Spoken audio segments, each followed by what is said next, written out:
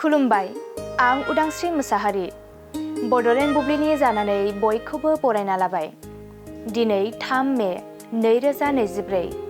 नोंथांमोननो बड'लेण्ड बुब्लिया दिनैनि साना मानि थाखाय मिथिजायो एबा दिनैनि सानाव मा हाबाफारि फालिनाय जायो नोंथांमोननो फारि फारि बड'लेण्ड बुब्लिया फोरमायगोन। दिनैनि सानखौ वर्ल्ड प्रेस फ्रीडम डे महरै फालिनाय जायो। 3 मे खालि बुहुमनां प्रेस उदांस्रि साना मुलुगनाङैनो खौरांगिरिफोरा मोगा-मोगि जानांनाय गिख्रंथाव जेंनाफोरनि सायाव मोनसे स्पटलाइट होयो। बेयो सुबुं खुंथायनि मोनसे गुदि बिथा महरै उदां रादाब बुथुमनायनि गोनांथिखौ दिन्थियो।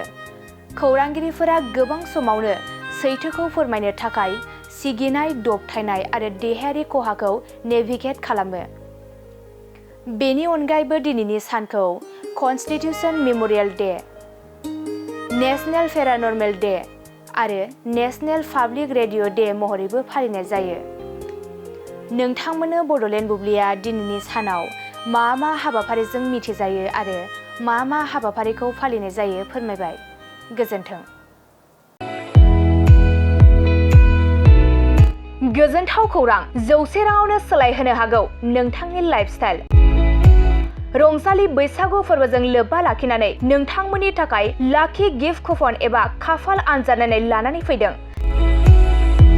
चिरां जिल्ला काजलगाव खाग्राबारि माइनाव जुबक संघआ सनाथि मायथाइ फालिथायजों लोब्बा लाखिनानै नोंथांमोननो गेदेर खाफाल आनजाद नायनाय लानानै फैदों आरो बे खाफाल आनजादानो 100 रांजों नोंथांनि लाइफस्टाइलखौ सोलायहोनो हागौ। लोगोसे बे खाफाल आनजादाव नोंथांमोननि थाखाय बान्था महरै दं Tata Ultra bus, Mahindra Scorpio', Mahindra Thar, XL 6 नेका, Baleno', Swift Dzire, Tata Punch, Wagon R, Alto' K ten, Celerio', Ignis, Alto' K ten, XL I, Mahindra tractor. अब्लालाय मानोथो गोबाव खालामबावनो? नोंथाङा अनलाइन आरो अफलाइननि गेजेरजों एबा 9678 954511 6900 79427 9394 649601 8822 322296 7002837 061 नाम्बाराव कन्टेक्ट खालामनानै कुपनखौ लाहरनो हागोन।